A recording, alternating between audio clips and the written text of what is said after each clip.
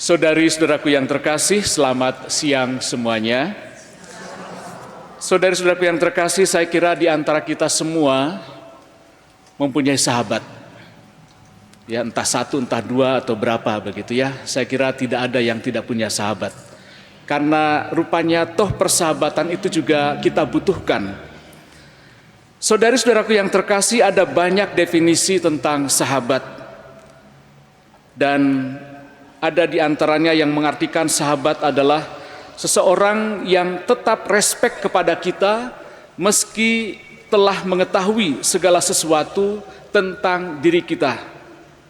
Ada yang mengatakan seorang sahabat adalah salah satu karya agung dari alam.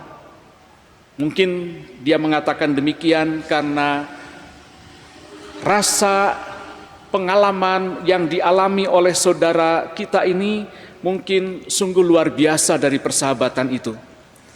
Ada juga yang mengatakan seorang sahabat adalah orang pertama yang menghampiri kita ketika seluruh dunia atau orang-orang di sekitar kita justru meninggalkan kita.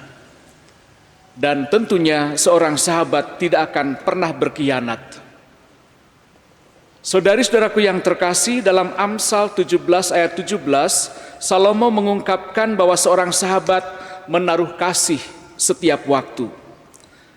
Persahabatan harus dimulai dari diri kita, dan kita harus berinisiatif untuk mengembangkan hubungan dengan orang lain.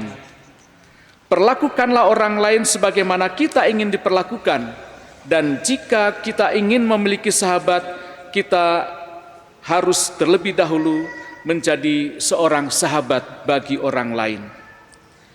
Dalam Injil Yohanes yang kita dengar hari ini, menyoroti hubungan yang erat antara Yesus dan para muridnya, serta panggilan mereka untuk tetap tinggal di dalam kasih-Nya dan untuk saling mengasihi satu sama lain. Semua yang penting dan yang perlu telah Dia bagikan kepada sahabat-sahabatnya. Lalu apa yang terkandung dalam suatu persahabatan? Dalam persahabatan itu ada kasih, ada tenggang rasa, ada saling menghormati dan saling menghargai, saling mengampuni, dan tetap saling mengingatkan bila ada salah satu yang arah hidupnya mulai melenceng, mulai jauh dari Tuhan, bukan membiarkannya jatuh. Seorang sahabat tidak takut untuk menegur dan mengingatkan sahabatnya. Kadang dalam pertemanan ada orang yang tahu temannya ini salah, tahu temannya ini melanggar sesuatu, tapi karena ingin menjaga, ya, lalu membiarkan kesalahannya sehingga akhirnya jatuh.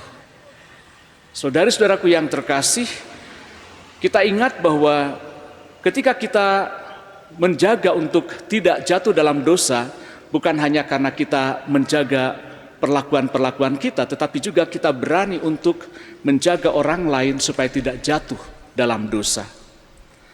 Maka betapa terhormatnya kita karena Yesus telah bersedia untuk merendahkan diri dan memperlakukan kita sebagai sahabatnya.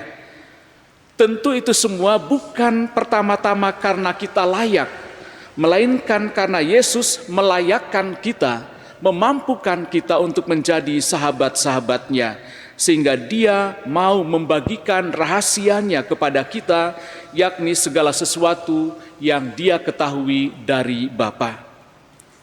Dan bukan itu saja, pada puncak pernyataan kasih-Nya, Dia bahkan memberikan nyawanya untuk kita, sahabat-sahabatnya. Pertanyaannya adalah, apakah kita juga menjadikan Yesus sebagai sahabat kita? Maukah kita mempercayakan seluruh hidup kita kepada Dia? Dan lebih jauh lagi, apakah kita juga rela berkorban dan mengasihi Dia, sahabat kita? Bahwa Yesus adalah sahabat kita, itu pasti.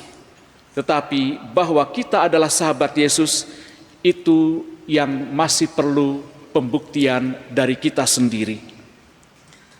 Petrus dalam bacaan pertama sebagai seorang Yahudi diutus Allah untuk memberitakan Injil kepada Kornelius, seorang pria bukan Yahudi yang kemudian bersama-sama dengan keluarganya dan teman-temannya menerima baptisan. Ada dua hal yang menarik dari pengalaman rohani Santo Petrus ini. Pertama, Petrus sadar bahwa dia hanya seorang manusia biasa.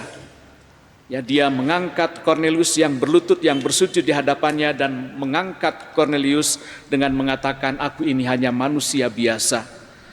Dia hanya mau menjadi jembatan bagi sesama yang belum mengenal Tuhan untuk bisa lebih mengenal dan mengasihinya. Mengasihi Tuhan berarti menjadikan Tuhan sebagai prioritas dalam pewartaan. Dan yang kedua, Roh Kudus tetap berkarya di dalam gereja sehingga semua orang juga menyadari bahwa keselamatan dalam nama Yesus itu berlaku universal. Roh Kudus bekerja secara tidak terduga, membuka pintu keselamatan bagi semua bangsa, bukan hanya bagi satu kelompok tertentu atau bangsa tertentu. Tuhan memang lebih dahulu mengasihi kita, dan dari sini kita belajar bahwa kasih Allah melampaui batas-batas budaya dan ras, dan pentingnya menerima semua orang tanpa memandang perbedaan. Persahabatan kita pun akhirnya harus sungguh inklusif, terbuka bagi setiap orang. Dalam surat Rasul Paulus, kita diberikan ajaran tentang cinta. Disinilah kita melihat bahwa cinta berasal dari Allah sendiri, dan karena itu kita sebagai umatnya harus saling mengasihi satu sama lain. Di sini kita menyadari bahwa ada saja orang yang selalu berusaha untuk memecah belah.